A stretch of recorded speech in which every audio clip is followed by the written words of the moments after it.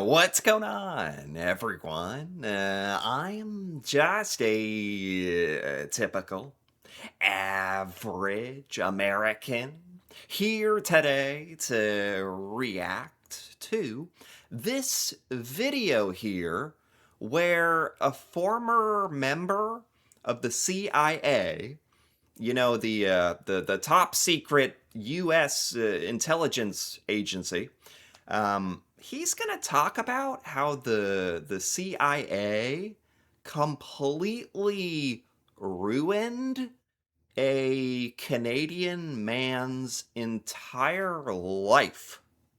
Um, I'm not exactly sure what that means or what that entails, but certainly, as an American, that's incredibly horrifying to hear that our government could and would even do that. Um, and if you know me, I'm already pretty skeptical of our government as it is, and a lot of the things that they're doing. So I'm invested in this story here. So let's take a look.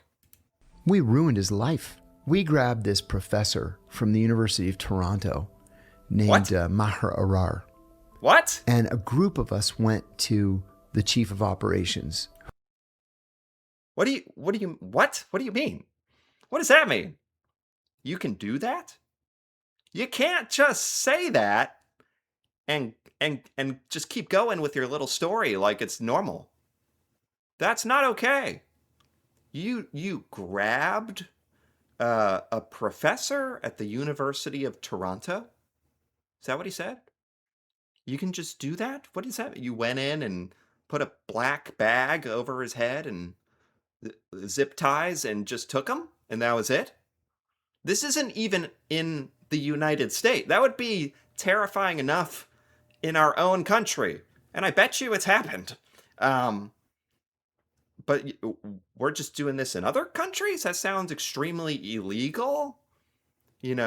Morally wrong. Like, what happened to due process and, like, law and just cause or a warrant or what?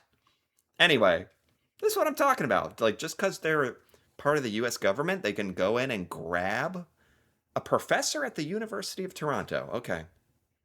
Okay. Why? What? Who we called the Red-Headed Devil. What? Okay, let's go back a little bit. We're talking of what are we talking about? Arar. And a group of us went to the chief of operations, who we called the Red-Headed Devil. Great. She was portrayed by Jessica Chastain in Zero Dark 30. Gotcha. Okay. She doesn't look anything like Jessica Chastain other than the red hair. So Okay. we went to the Red-Headed Devil and we said, this is the wrong guy. We're snatching the wrong guy. And she's like, oh, no, we're not. This is the right guy. He's dangerous. I'm like, this is a political science professor in Canada.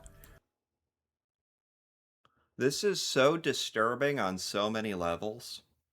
And I'm actually glad to see this former like CIA agent guy admitting that and actually like having a moral conundrum while this was going on. Although we'll hear exactly what happened because I don't know if there's a happy ending to this story. It's pretty unbelievable already. And just the fact that this is the CIA, they have kidnapped a Canadian citizen, and within our own U.S., super top secret intelligence agency, especially from an American citizen point of view, I would hope that they are extremely competent, that they are not making a single move, a single decision without thoroughly thinking it through, looking at it from all angles and making sure they've gotten everything correct that they possibly can within reason.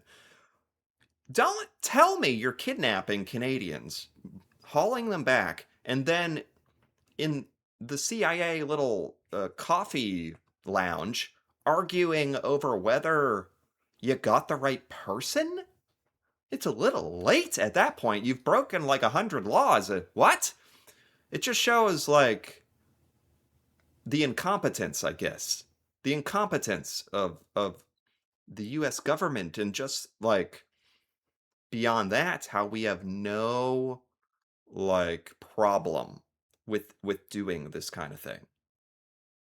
That we're okay with even doing this is scary and wrong. He's not an Al Qaeda mastermind. We grab him. What? He had gone to Tunisia to visit family one summer, the summer of '02. And he flew back. He was flying back to Toronto, but he had to transit JFK. On what are they going to explain like on what grounds we're doing this? Do we think he's part of a terrorist organization? Is it because he went to Tunisia? That really says a lot more about us. Like in the United States, if you go to Germany, they're going to be like, "What? What do you?" That's like all the reason they'd need. They'd be like, "What is he doing there?" How do you pronounce that? Germanig? What is that? Traveling internationally? That's so weird. What's he up to? They're like drinking beer out of the glass in the shape of a shoe or something, and someone goes to Tunisia and we think they're a terrorist because that's how insulated we are. It really shows more about us. And so we asked the FBI, just grab him when he gets off the plane at JFK, What? completely off the books, turn him over to us. We flew him to Damascus. It's really, I can't even imagine this from a Canadian point of view. It's like, what does this say to you from your perspective? Don't go to Tunisia and then fly in the United States. Or worse, if you're at all concerned about being kidnapped by the FBI or kidnapped by the CIA, don't be in the United States. So they managed to do this in the United States. Maybe that made it more, it made this horrible act somehow more okay to them. That the kidnapping was here in the US at JFK Airport. Okay. And we said, have at him. What do you mean? What? The Syrians finally came back. Fast forwarding, Syrians finally came back.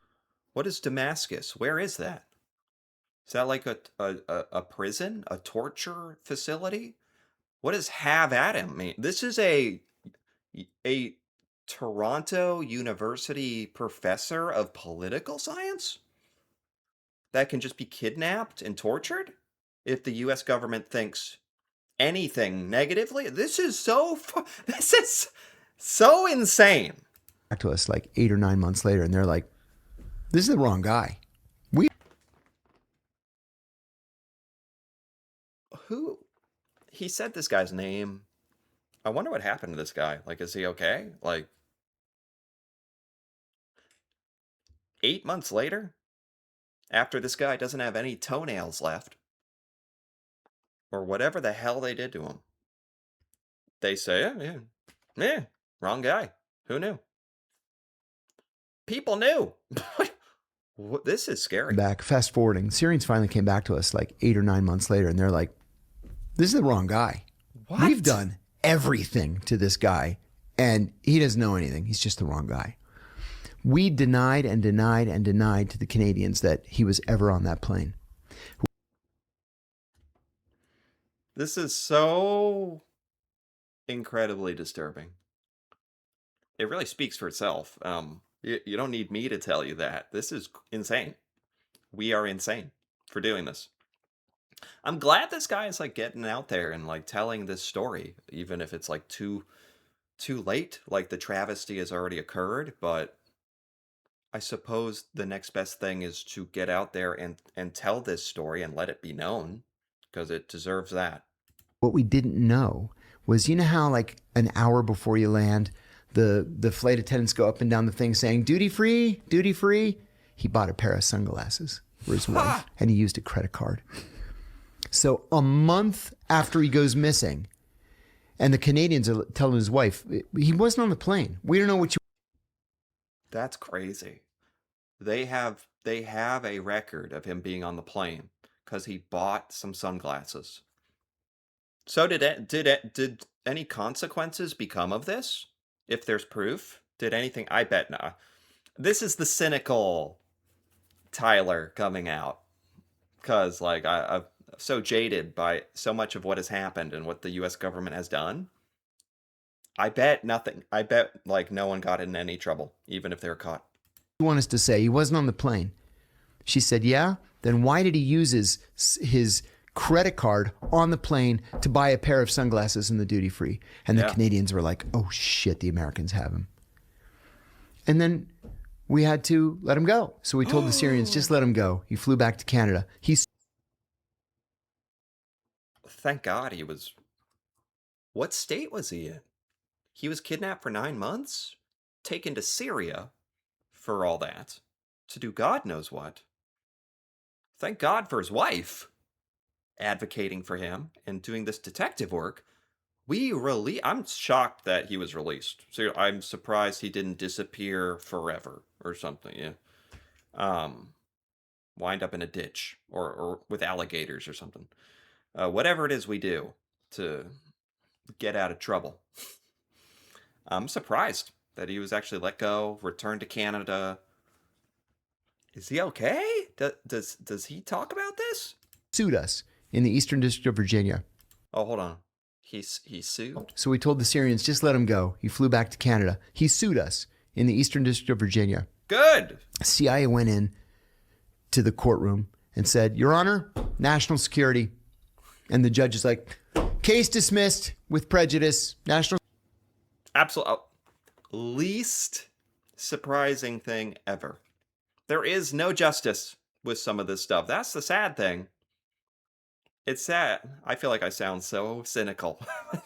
There is no justice or morals in this desolate world anymore. Everything sucks and we're all gonna die. Like I sound a bit cynical, but it's like you hear this and it's like we can just do that. Show up. He's doing the right thing. It's probably very difficult for him to. He's traumatized, trying to probably scared that we're gonna kidnap him for suing us or something, and we just go in and we're like, nah, this little case, it's gone. We're not gonna talk about this anymore. Goodbye. Like there's no justice. Security, 9/11, national security. So he sued the government of Canada and he won $6 million. He sued Canada? On what grounds? That's weird. I think at a certain point, like, for all his pain and suffering, he just wanted to be compensated, and I understand that, but making Canada pay for an egregious act by the United States seems pretty backwards. I spoke to him. I'm going to say it's been a while now. I spoke to him about 5 years ago. I asked him if he would come on my podcast, and he said he can't. He said, I have developed such agoraphobia. He said, I haven't left my house, the four walls of my house, he said, in 15 years. And he said, even to be on a Zoom call, I just can't do it. He said, I'll have a panic attack. I'll have to be hospitalized. I just can't do it. No, it's sad. This is just a sad story. There's no, I don't know how to even twist this or to any kind of optimistic outlook. It's like the only good thing is that this story is told so that we can know evil exists. And in this case, evil exists in the United States, CIA, FBI, government. It's horrible. I think like we're aware of that kind of stuff, but just hearing such a specific, horrific example is terrifying that this stuff can happen and that you can get away with it like that, or our government can get away with it like that, and that this guy is just scarred forever. Um, he got paid, but it was from the government of Canada, which is like also like not quite right. It's not right. Um, Poor guy. Yeah. So that's the story, huh? How the CIA ruined a Canadian man's life. Yeah, because I think most people, if you said, oh, for $6 million, you get to be tortured in Syria for 9 months. How does that sound? Most people would probably not do that, actually. So that's crazy. I know there's been a lot of crazy stuff going on lately, but this is up there. That's insane. That's bad. Yeah, people need to know. So yeah, I wasn't expecting all that. Oh my God. I'll be thinking about this later, that's for sure. Well, anyway, if you enjoyed this wonderful story, feel free to give this video a like or leave a comment with your thoughts on this crazy story. That'd be interesting to hear about, especially from a Canadian point of view. The fact that this could be happen to a Canadian citizen, crazy.